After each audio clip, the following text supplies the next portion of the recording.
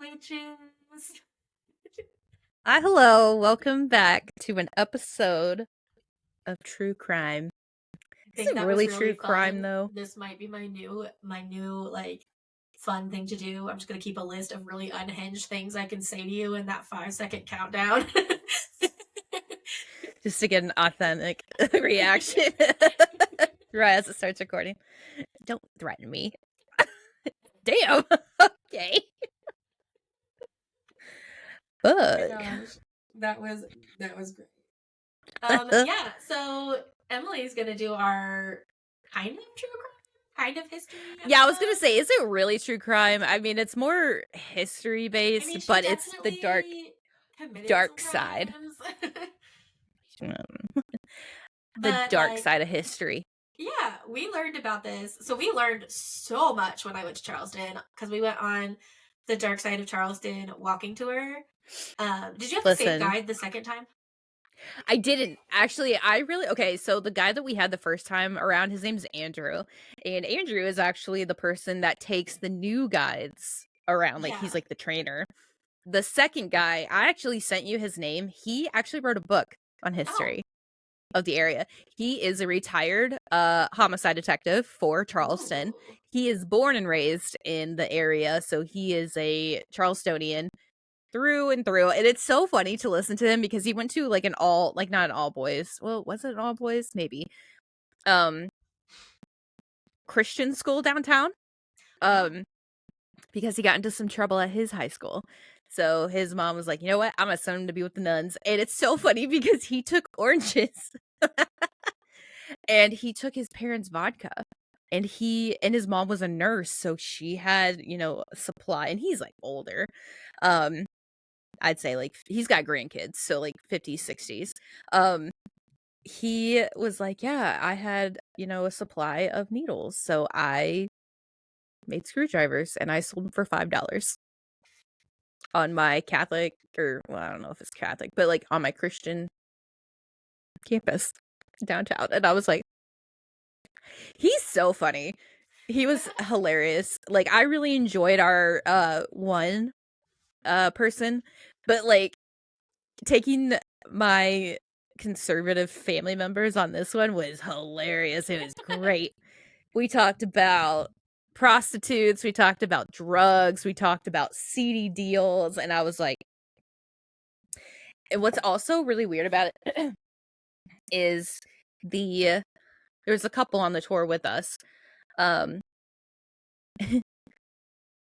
one of them, so like they obviously like call your names out and they're like, "Okay, Fry, party of 5 or whatever." Um And then after that, it was like, "All right, Sandy Walsh, party of 2." And I flipped my head so fast because that's my mom's name. Oh my That's my gosh. mom's first name, and that's my mom's maiden name. And Will, I don't think Will like, was phased by it, but like my dad like freaked. My aunt and my uncle were like, "It's a ghost." Oh my And god. I looked at him like, and dad's always the kind of person, like the Midwest person, like, "You have to tell them. You have to tell them. You have to like tell them." And I was like, "Okay, now it's just gonna be fucking weird." If you don't tell them, yeah. Yeah, and then I was like, "God," but like because he puts that little like seed of what is he gonna act like if you tell them. I of course had to tell them. I kept saying, "How am I gonna bring this up?" So at the end of it, I walked up to the guy, gave him my cash for his tip, and the woman Sandy was like talking to him, and I like looked at her. I was like, "This is gonna be so weird," and I do apologize in advance. I was like, "But you said at the beginning your name's Sandy Walsh, right?" And she goes, "Yeah, that's my name." And I was like, "Okay, it's really weird because my mom's name is Sandy and her maiden name was Walsh. So technically she's Sandy Walsh too." And it's like crazy that like my family ends up on this trip with you. And I was like, "That's what I wanted to say. Thanks." But she was like from like a Midwest state. So she was That's like, so "Oh, weird. that's why." Yeah. I was like, so it was just crazy. Um, but yeah, I have to go back in our text to find, because I like kept texting her these like little things. I was like, this person. Oh, this one's a good one too. Oh, we need to look up this person. Yes, you did. Um, because I was like, okay, if I don't do this, like I'm gonna forget. Mm-hmm. So that's what I did. That's Um, oh, yeah, it was 6 posts. Um, his name is Bruce Orr with 2 R's. He said that you can buy it on Amazon, buy it anywhere. But yeah, Bruce ORR. He is a retired homicide detective turned historian, and he loves history so much. He was like, I got to keep doing it. So here we are. So yeah, he wrote a story of the dark side of history. I love it. So yeah, I do too. um, but because of that tour that we went on, I think honestly, like it was a great tour, but like this woman is kind of what like made us start this. We're like, we gotta talk about it. Absolutely. She was That the tour gave us a lot of things that we want to talk about on the podcast. There's another one later that I'm going to be covering, or maybe we might even do over a couple episodes because she's got a lot. oh yeah, she does, yeah. But like this woman right here is so funny too because our second guy was like, listen, this is my favorite one. I always got to talk about this. I always got to do it. And he actually took us on a new one. He was trying something new with us. So he took us to like 2 other locations and 2 other things to tell us about stuff. And I like can't wait to tell you after we stop recording. Like, text me to remind me to tell you this story. Like right now, do it because I'm gonna forget. Okay. But so, anyways, this guy loves this woman. He's like, this is a girl after my own heart. Love her to pieces, all of that. And I knew exactly who he's talking about. And this girl is straight up boss. I love it. So we're gonna talk about it. Yeah, we are. Anyways, so today we're going to be exploring the life of Grace Peixotto. I think that's how you pronounce it, Peixotto. It turns out that is a name from like Portugal, Spanish, like that peninsula area. And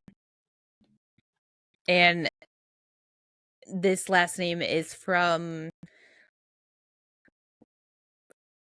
not sheep herders, but like traveling bands, but not gyps, like not they're not gypsies. They don't want to be called that. Romani. Yes, thank you.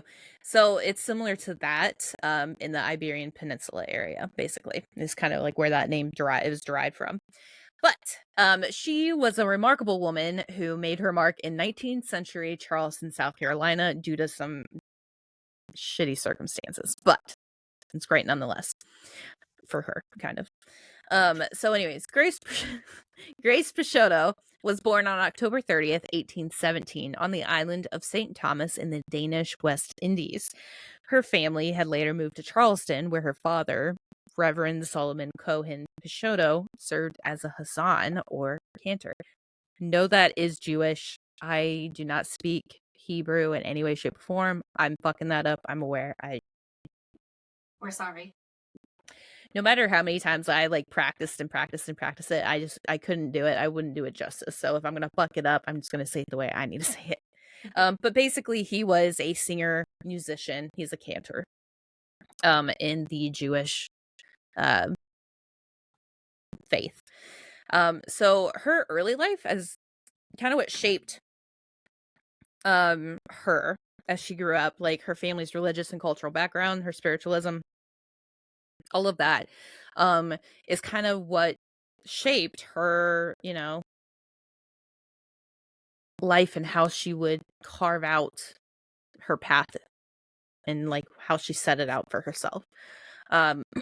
So kind of a background. So Grace's father, Solomon, was an influential figure in his own right. So as a cantor, he played a crucial role in the Jewish community. He was leading religious services and providing spiritual guidance to those in the faith. And so because of this, she was Grace was exposed to a blend of cultural and religious traditions. And here's the thing too, she was born on an island in St. Thomas in the Danish West Indies.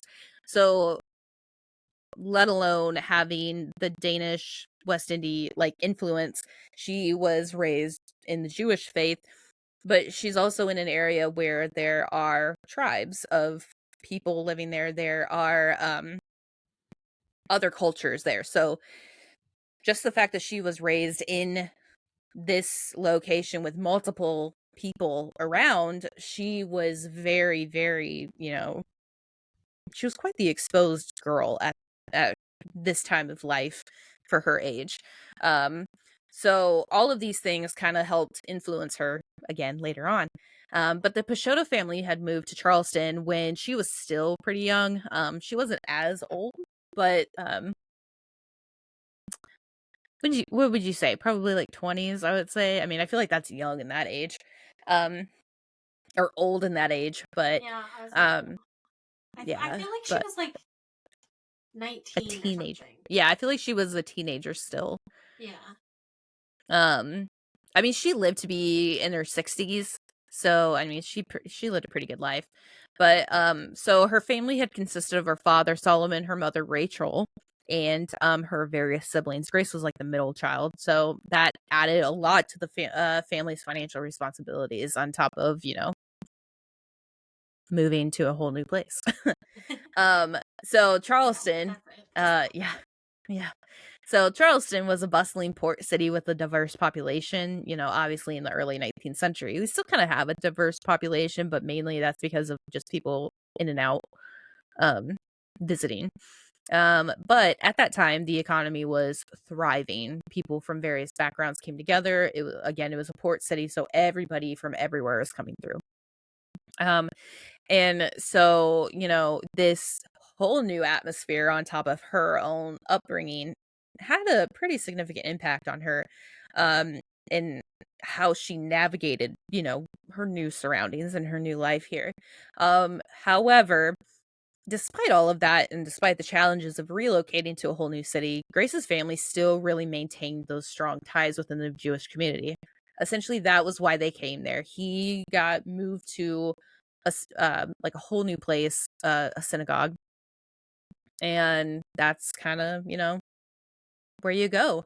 And because of him being a cantor in the Jewish community, he was well respected. The family was well respected because of how connected they were within the community. Everyone knew who they were. So these connections really proved to be quite valuable to Grace later on in her life. But tragically, all good things must come to an end. So the Peixotto family faced a very devastating loss when Grace's father, Solomon, had passed away. His death left a very profound void in the family that kind of lost all the connections that he had within the Jewish community. And he was the primary breadwinner. So his passing had plunged the family into financial uncertainty. How many kids were there? There were several. And she was the middle. How else are they going to?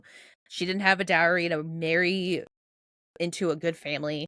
There were still little kids at home, still needing to be taken care of. What's going to happen? So Grace's mother, Rachel, had now have to face will now have to face the daunting task of providing for her family in an era of time when opportunities for women were very limited. If you weren't married, you were considered a spinster, and like your life was undetermined at that time. Um, didn't know what you were going to do, and no one really gave a shit. Unless you had money, then they really cared. But obviously, this didn't happen for them. So during this time, Grace had made a bold decision that would shape the rest of her life. So in 1852, at the young age of 35, even though at her age that's pretty old, or in this time it's pretty old, she purchased a lot on Bresford Street. I will never say that correctly. Bresford Street in Charleston, using all of the funds she was managing to save. How did she get those? No one knows. But with determination and vision, she built what would become known as the Big Brick Brothel. This establishment quickly gained a reputation for its privacy and discretion, attracting a diverse clientele. Here's the thing about the Big Brick. One, it's still there. It is now located on Fulton Street. You can kind of go through it. And the funniest thing I have ever known, and actually the second guide that took us here actually knows the owners currently. Being a cop in Charleston, like you obviously are, I hate to use that stigma of going to like a coffee shop, but like he went to the coffee shop quite a bit. But it's now currently that building is owned by a brother duo who owns coffee. So it's, and their last name is they're from New York, but their last name is Balzac. And I love it. Because it used to be a brothel and now the Balzac brothers own it. But it's still standing. You can still see it. You can't go in it. You can't do any of that, but you can still kind of see it from the, or like see the general idea of it from the outside. But this place was quite expensive in terms of brothels in the area. And because of that led to quite the success of her brothel, which provided financial stability. So it allowed Grace to support herself and her remaining family members. And Rachel's mom likely benefited from this newfound stability, but a lot of the details about her life after the purchase are quite scarce. There is a likelihood that like family members were sold because at that time like people were able to sell their kids for, you know, money, and or like sent off to do work or married off if they were able to. And also opening up a brothel in a town and in a time where it's not, you know, quite well liked. They probably were like, "Man, we don't want to, you know, associate with you, but we do like that money. Thank you." I mean, teach their own. She's making money. But so but through this money, Grace's family might have been able to find better opportunities, or have been able to provide themselves with, like, you know, the means to survive through the situation because of the income that was generated by the Big Brick. So also it's worth noting because Grace had remained unmarried all this time. And it was commonplace for a woman of her age to have been wed or have been on her like seventh kid by this age. Because during the mid 19th century, the typical age of marriage for women was often in their early to mid 20s. That's like pushing it. I feel like in this time frame, it's probably like 16 is when you have your debut to society, and like you're married off by like the next year. And then once you hit like that mid 20s, like you're out of that marriage range, you're out of that dowry age, like dowry age. Yeah, I caught it. Out of that dowry age, so it you're kind of losing your time to be able to marry, have kids, you know, pass on the line. So oh well. But several factors could have contributed to her unmarried status. On top of the responsibilities for her family, the unlikely, or not the unlikely, the timely demise of her father, and also possibly a lack of financial funds after it all. Or like maybe they just didn't find a suitor that they deemed well enough for her, or you know, she didn't like any of the suitors that came her way. You know, honestly, I'm just thinking of myself if I were her, like the thinking of like that boss bitch attitude. In Mm-hmm. the time, you couldn't get married to as a woman without your husband taking everything you have. So Yeah. like I would be like, fuck that. I'm not going to get Mhm. married for this guy to take all of my success. Yeah. So it And could a have lot been a of the personal times choice too. yeah, and a lot of the times, like, all your hard work would have been sent straight to the husband, like, "Oh, your husband did such a great job." It's like, "Okay, well, I did it." But, like, Right. He alright, didn't do whatever. shit, but okay. Yeah. He sat on his fucking ass, but here I am making boss moves. But, yeah, so, I mean, all things aside, there was a lot of, factors that could have contributed to, why she didn't get married. Plus, it's said that she had, quite the independent spirit and the entrepreneurial, ambitions, so that also may have made it quite difficult for her to conform to, the traditional expectations of women in her era, as Brandy said. Um, so but also, the expectations of women back at that time, were not, being the madam of a brothel. Uh, there's quite the stigma of prostitution. I mean, there still is a stigma of prostitution, but this time it's like in today's time, it's more discreet. Yeah. It's And I feel like with our generation, it's becoming less stigmatized. yeah, It's definitely it's still got a stigma, but people are becoming more sex positive and more yeah. like, yeah, I mean, it's like it's basically like okay. So in today's time, Grace's pleasure house, the Big Brick, would have been OnlyFans, right, right, whereas other brothels of her time would have been the streets. yeah, Because and that's something too that's really cool about the Big Brick is the Big Brick, every single room is bricked. Everything in there had privacy. So she was able to charge at the time $12 an hour. I mean, that is nothing. But at that time that was like big fucking money. Um to have X amount of minutes with a woman for $12, but no one hears. No one hears nothing. No one yeah. can hear you, no one can hear her, no one knows who you are, nothing like that because there's nothing showing like you're not showing anything. But Right, like and that just down the wasn't street, typical of the time. Yeah, yeah, just down the street there was another brothel and this was more typical. And this is in a restaurant, y'all.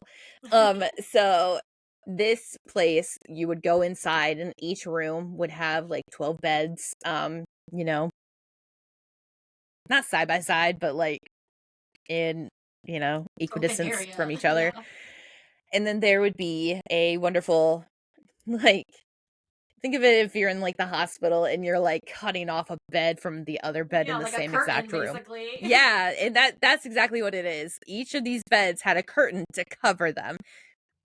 You could still see people, hmm And probably, hear as sheer everything, yeah, and you can hear everything that's going smell on. You it. can hear Ugh. names. Yeah, so, like, there is no and, I mean, that was cheap. That was cheaper at that time.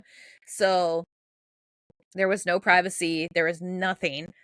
So, like, she gave better opportunities for, people who could afford it. Now, if you couldn't afford that or the, secondary pleasure house, there was a third option. You could just Oh go find a woman no. on the street with, a mattress attached to her back. Just go down and abandon not What did abandon, they but like call them again? mattress girls. Yeah. Oh. She would unroll the mattress, lay down on it, get your goods.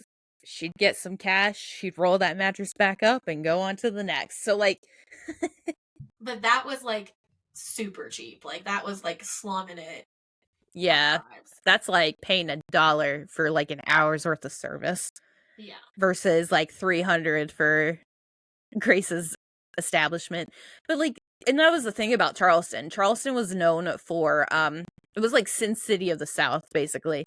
It was a very conservative state um in a time where alcohol alcohol was was outlawed prior to the prohibition. So like during all of this time, like Charleston didn't give a fuck about anything that was happening because it had its own set of rules. And like obviously Grace was like, fuck, I'm gonna buy a house and I'm gonna make it the best brothel anyone ever did fucking see. So, but she still never married. So, and obviously because of the expectations and the stigma associated with her profession, that obviously was probably another major role later on in life, at least. Because it wasn't seen as a respectable occupation, and this obviously had a, well, not obviously, could have affected her ability to marry or, you know, give away the eligibility in the eyes of potential suitors, and more specifically their families, because let's be real. It's also wild again because, like, we're yet again demanding a service but degrading the people who provide that service. Oh, It's right. infuriating to me. Yeah. Yeah. It's so funny. Because history repeats itself. Everyone's like, oh, Yes. that's a stupid saying. It's like, no, no, no, no. If you really think about it, it really is true. Oh. But our girl did eventually marry, and not for love. So she did marry a man by the name of Captain James Standish Myers Sr. And she decided she was going to marry him on her deathbed in April of 1880. Now, this late marriage could have been a way to secure her like estate, or fulfill a personal wish. Like maybe she did want to get married, but she had, like, you know, succeeded in everything that she ever wanted to do, or at least to the best of her ability. And now she wanted to finally, you know, give away to this. More historians will say it was to secure her estate, because at this point she had no surviving relatives. She had nobody that she had married to. So like her estate would have essentially gone away. She had girls to take care of. She had, you know, business to continue on. She had things to do, and this was like her life. So she had married this guy, for reasons that still remain unclear. Most people believe it's just to secure this estate, but it does add another layer to her complex life story, because let's be real, her life is far from easy. Right. Or like it's not like simply made. It is very complex. But Captain Myers was also a prominent figure in Charleston, and his involvement with Grace added to the intrigue surrounding her life. So by naming him as the executor of her estate, Grace had ensured that her affairs would be managed by someone she trusted. And it did go on for quite a few more years. But let's also talk about some stories that happened within the Big Brick. Because it wasn't just a place of business. It wasn't a pleasure house. It wasn't a place to play games, to gamble away your money. Because that was the thing about Grace. She didn't give a shit what you looked like, who you were, or your background. Did you have the green? Perfect. That's what pays the bills. Give me the green. You can go do whatever you want. I don't really care. But the Big Brick actually played quite the significant role in the social and the political landscape of Charleston. And only because the Big Brick had quite interesting clientele, because of the, you know, the secrecy and the ability to remain anonymous during these, you know, escapades due to the brick walls. Her brothel had attracted politicians, businessmen, and influential figures of that time. It became quite the hub for confidential meetings and negotiations, showcasing Grace's keen understanding of the dynamics of that power and influence, and kind of how to work both of them. And one of the most notable events that was associated with the Big Brick was its involvement in the 1876 gubernatorial campaign of Wade Hampton. So the brothel had served as campaign headquarters, highlighting Grace's influence and her unique, you know, ability to navigate between the type of business that she ran, but also the politics of life that were going on in that time. So can you just like imagine the discussions and all of the decisions that took place in that house, possibly shaping the future of South Carolina and like Charleston as we know it today? Like sitting here thinking about all the things that have done in South Carolina or have been made, possibly taking place in that, like in that tiny little house, like it's absolutely insane. because it was a sanctuary. It wasn't just a brothel and it wasn't just a business. It was a sanctuary for those seeking discretion and privacy, because it had strict rules. So it was strict in the way of ensuring that the safety and the anonymity. I can never say that right.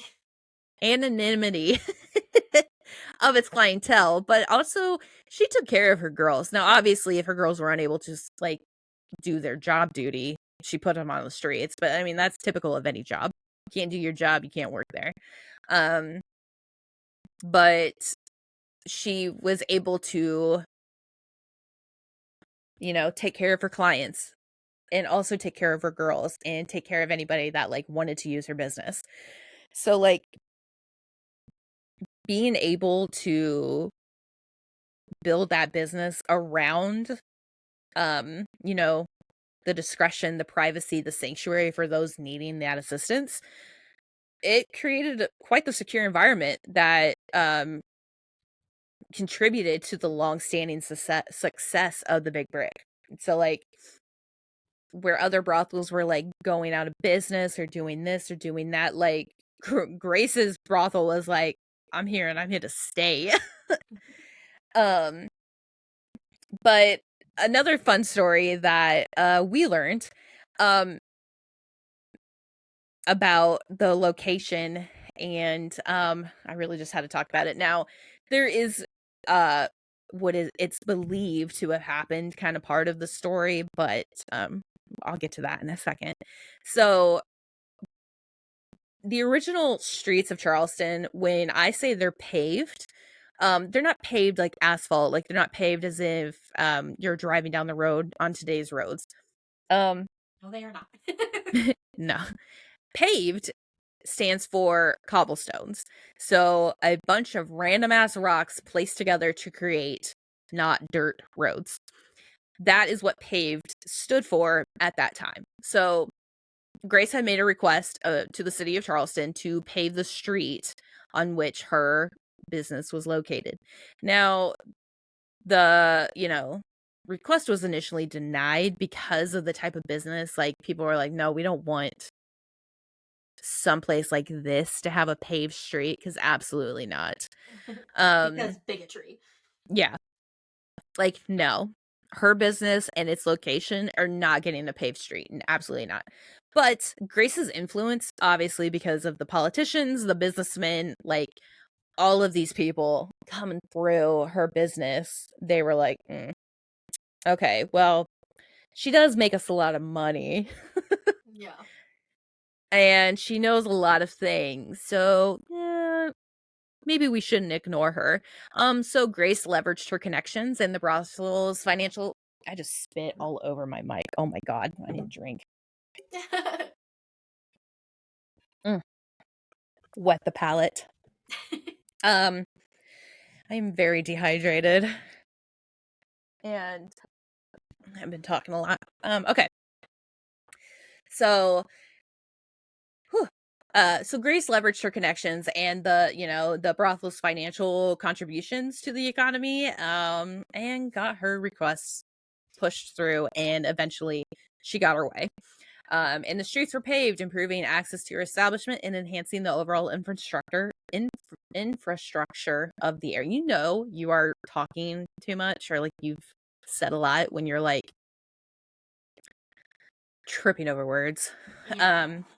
I Anyway. thankfully, like, I worked today, but there was no one there, so I didn't have to talk. Well, Oh Ginger my stopped in to god. visit. Ginger always stops in to visit, but she was only there for like a half hour, and then I was by myself the rest of the day and just getting shit done, which was amazing. I had a slow start to my morning, and then that's the thing about me. I'm always slow in the morning to start something, but like mid afternoon, like after lunch, like I get like really sleepy, but I only get really sleepy if I'm active in the morning. So like if I got all my shit done in the morning and I had lunch, then I'm gonna be sleepy. But it's like opposite. So I started getting like a lot of energy. I was like, okay, I'm gonna type up these emails. I'm gonna like get all these things out. I'm gonna do this. I'm gonna do that. And then all of a sudden, like, this person came in, and then this person came in, and then that one person left, and then this person moved over, and another person came in. And I was like, I spoke to every single one of my members on my board, except for one member. And he's like a recluse. Like, he doesn't talk to anybody. But, and it's so funny, though, because I feel like the shit that he would say would be so funny because they're, like, so out there. Like, sometimes people think that he's like, sometimes you just don't know where he's gonna be. It's gonna be in his brain, or is he not? Like, to me, he gives off like a kooky Uncle Luna Lovegood kind of like vibe. I like it. And he's a retired lawyer, and I think that just makes it all the more funny. But he definitely didn't come in to visit. Everybody else did.